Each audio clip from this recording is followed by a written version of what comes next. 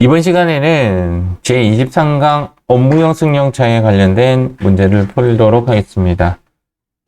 업무용 승용차 요즘 문제 나온 그 케이스 보면 상당히 놀랄 정도입니다. 업무용 승용차가 2016년도부터 이제 적용이 되기 시작해서 언급이 되기 시작했는데, 문제가 나온 시기는 최근에 연속으로 나오고, 조금 쉬었다가 나오고 지금 이런 순서가 되고 있죠. 상당히 많이 나오는 모습을 띠고 있습니다. 업무용 승용차 문제에 대해서 이렇게 나오는 빈도수가 최근에 많이 잦아졌어요. 근데 제 기억상으로는 요 한 개 빼고는 요 네 가지가 다 달라요. 문제가. 앞에 문제를 풀었다고 해도 뒤에 문제가 똑같은 문제가 안 났어요. 지금 제가 설명하는 것이 네 가지 경우의 수를 통해서 제가 설명을 할 거예요. 그래서 네 가지가 다 달라요. 문제 푸는 방식이.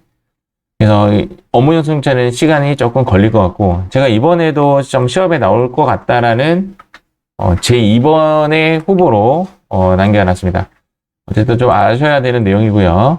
업무용 승용차 일단 기본적인 내용을 먼저 한번 보겠습니다. 내국법인이 업무용 승용차를 사는 겁니다. 임차 또는 렌탈 또는 리스, 임차하여 해당 사업연도에 송금에 산입하거나 지출한 감가상각비, 임차료, 유류비 등을 업무용 승용차 관련된 비용 중에서 업무용 사용 금액에 해당하지 않는 금액은 상여 또는 배당 또는 여러 가지로 소득 처분을 하는 것을 현재 업무용 승용차에 관련된 내용입니다. 다시 한번 볼게요. 감가상각비, 임차료, 유류비 등 다 합해서 1,500까지, 감가상각비만 했을 때는 800까지만 인정이 됩니다. 그래서 세무조정이 2번 일어나요.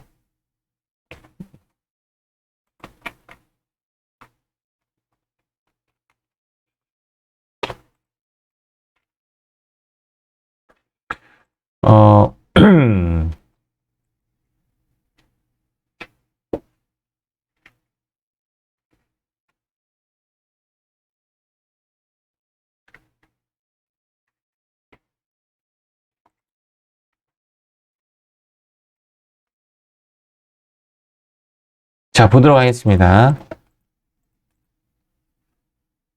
업무용 승용차, 개별 소비세 과세 대상 승용차를 대상으로 합니다. 그러니까 우리가 흔히 말하는 경차 등은 대상이 아니에요. 1000cc 이하의 경차는 제외하고 참고로 알고 계시면 됩니다. 이걸 토대로 강하게 이런 부분이 시험에 나오는 건 아닌데, 운수업, 자동차 판매업, 임대업, 운전학원업, 기타 이런 것들에 대한 승용차는 제외하겠다. 우리는 1000cc 이하의 경차는 업무용 승용차 대상이 아니다 정도만 알면 될 것 같습니다. 업무용 상용 금액은 일단은 첫 번째 시부인을 따지는 것이 업무 전용 자동차 보험에 가입했느냐를 먼저 따집니다. 내가 만약에 가입하지 않았다면 무조건 송금 불산입이 됩니다. 이런 문제는 나오지가 않겠죠. 문제 성립이 안 되니까. 그래서 일단은 업무 전용 자동차 보험에 가입하였다라는 문제로 나옵니다. 가입을 했을 것이고, 그것을 운행 기록지에 기록했느냐 안 했느냐는 이제 문제가 2개 다 나왔어요. 운행 기록지에 기록했다면 그 비율로 계산해서 인정하는 거고, 운행 기록지에 기록하지 않으면 1,500만 원까지만 인정되고 있습니다. 이 부분 때문에 상여나 이제 기타 유보 같은 부분이 좀 달라질 수 있고요. 일단 1,500만 원까지는 운행 기록지에 기록하지 않아도 경비 인정을 해준다라고 보시면 되고요. 비율로 인정해서 계산하는 부분은 운행 기록지를 기록했을 경우에는 비율로 계산해서 인정해주고 있다. 감가상각비는 2016년 1월 1일 이후 취득 시 무조건 정액법을 쓰도록 되어 있고, 내용연수는 5년 반드시 송금 산입하는 신고조정상이다 라고 보시면 됩니다. 네, 그림을 그려서 좀 기억하는 것이 좋습니다. 헷갈리니까. 그래서 이렇게 5등분을 하셔가지고 5등분 해서 여기 얼마씩 800만 원, 800만 원 이런 식으로 외우시면 됩니다. 다섯 등분해서 800만 원, 800만 원, 800만 원 이런 식으로 그림을 외우시면 됩니다. 전부 다 정해법이죠. 똑같은 그림이지. 그림을 이렇게 외우시면 되죠. 몇 개를 꺼왔냐면 5개. 그래서 5년. 이제 5년 동안 얼마? 800만 원까지만 인정해주고 있다. 반드시 해야 된다. 이렇게 보시면 됩니다. 자, 다른 경우는 아니고요. 리스 C라고 되어 있죠. 리스 C. 보세수 등은 제외한 전액을 전부 다 감가상각비로 봅니다. 리스라는 것은 내 차가 아니에요. 내 차가 아니기 때문에 얘는 감가상각비는 내 자산에 대해서만 하는 거잖아요. 근데 리스는 내 자산이 아닌 경우는 보세수를 제외한, 요거 좀 외우세요. 보시가 세수한다, 뭐 이렇게 외우든가, 일단 보세수를 외웁니다. 보세수를 제외한 전액을 다 감가상각비로 간주를 합니다. 이렇게까지 자세하게는 안 나오는데, 만약에 이제 수전유지비가 분명하지 않다면, 리스 임차료 중에서 보세를 제외한 나머지 금액의 7%를 수전유지비로 본다. 뭐 이런 내용이 있습니다. 요거까지 상세하게 안 나올 거고요. 자, 리스와 렌탈은 다른 것으로 되어 있어요. 렌탈은 임차료의 70%가 그냥 감가상각비로 계산이 됩니다. 컴퓨터가 알아서 해줘요. 렌탈 시에는 임차료의 70%를 감가상각비로 봅니다. 즉, CV는 내 차가 아닌 경우가 두 가지예요. 리스인 경우, 렌탈인 경우로 보는데,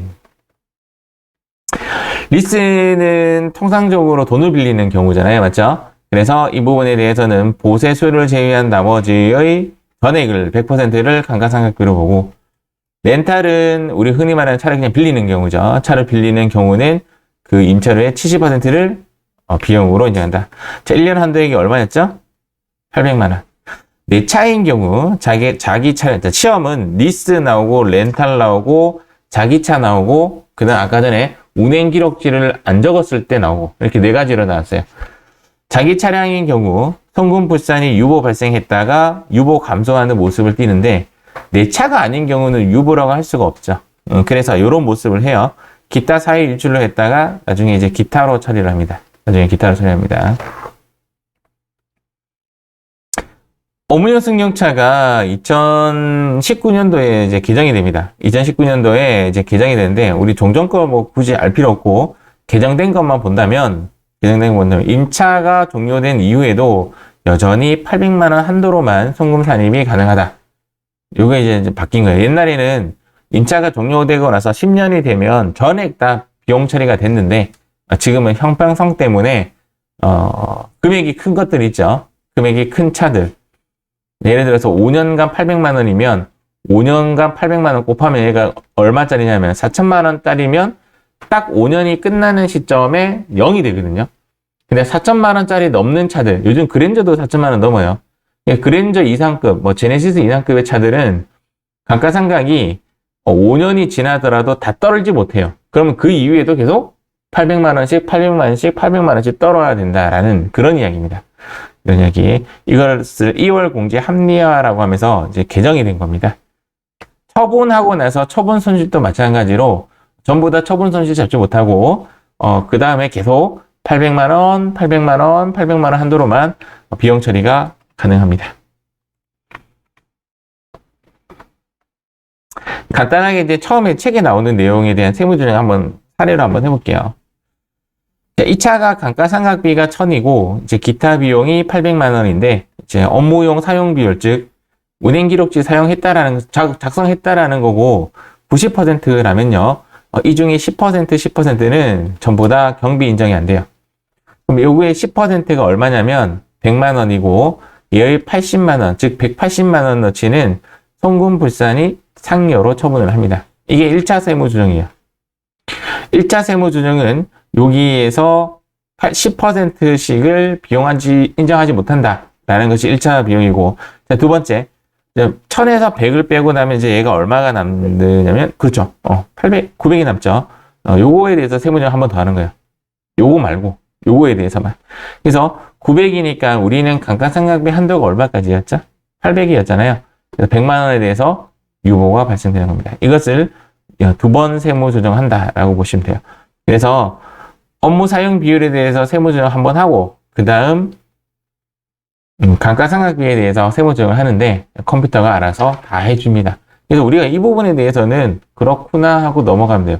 오히려 입력하는 방식이 어려워요. 우리 입장에서는. 처분손실 문제는 안 나올 것 같은데요. 아까랑 똑같아요. 1년 한도에 감가상각비랑 똑같이 800만 원을 해야 되고요. 처분을 했기 때문에 내 차가 아니게 되거든요. 내 차가 아닌데 유보라고 할 수 없기 때문에 얘도 마찬가지로 모습은 유보 발생, 유보 감소의 모습과 비슷하게 기타 사유 일출로 처리했다가 나중에 이제 기타로 추인한다라고 보시면 됩니다. 아까는 이제 감가상각 이야기고 얘는 처분손실 이야기가 됩니다. 팁인데요. 이건 또 뭐 굳이 몰라도 되는데 운용 리스 할 때는 차 등록을 안 한답니다. 운용 리스는 이제 쉽게 이야기해서 남의 차를 내가 돈을 빌려가지고 그 차를 내가 쓰는 거를 돈을 빌리는 격이에요. 아니, 다시. 운용 리스는 모르겠다. 운용 리스. 금융 리스가 돈을 빌려가지고 그 차를 빌리는 격이죠. 그렇기 때문에 얘는 이 부분 내가 또 헷갈리네.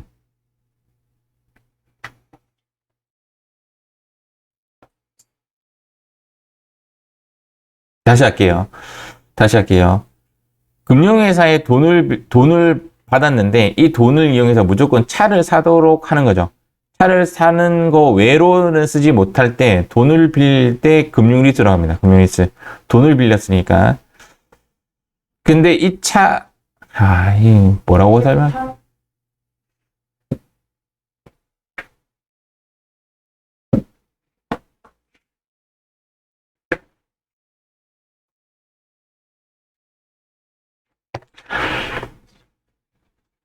여기에서 말하는 리스는 내가 이 돈을 딴 데 쓰면 안 되기 때문에 이 차를 사도록 하는 거죠.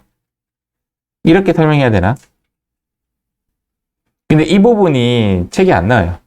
이 부분 책이 안 나오고 그 흔히 말하는 업무에 계신 분들이 이런 이야기를 해서 내가 이렇게 좀 기록해 놓은 거거든요. 진짜 사실 리스를 별로 고민을 안 해봐가지고 제가 운용 리스는 남의 차를 쓰는 거예요. 남의 차, 운용 리스는. 아니죠. 그 회사 차, 그러니까 우리 회사 차가 아니라 그쪽 회사 차를, 그쪽 법인 명의로 돼 있죠. 그쪽 법인 명의로 되어 있는 남의 명의의 차를, 사는 것을, 빌려 쓰는 것에 대한 것이 운용 리스. 그러니까 사용만 리스하는 격이고, 금융 리스는 캐피탈의 돈을 빌려가지고 그 돈으로 이제 차를 쓰는 용도로만 돈을 써야 돼요. 그 돈을 내가 딴 데 쓰면 안 돼요. 뭐 집을 산다든지, 뭐 기계장치를 산다든지, 뭐 이런 데 쓰면 안 되고 차를 위한 용도로만 써야 돼요. 그게 이제 홀딩되어 있는 거죠. 그 돈은 딴 데 못 쓰게. 그래서 얘는 계단서 발행을 해주는 거죠. 계단서 발행해주고 일단은 그 차는 내 차로 등록이 가능하다라고 되어 있습니다. 렌트는 그냥 이거랑 비슷해요. 운용 리스랑 비슷해요. 운용 리스랑 비슷하고 그 차가 그 회사 법인 명의로 되어 있기 때문에 내 차 등록을 하지 않습니다. 뭐, 요렇다 하더라고요.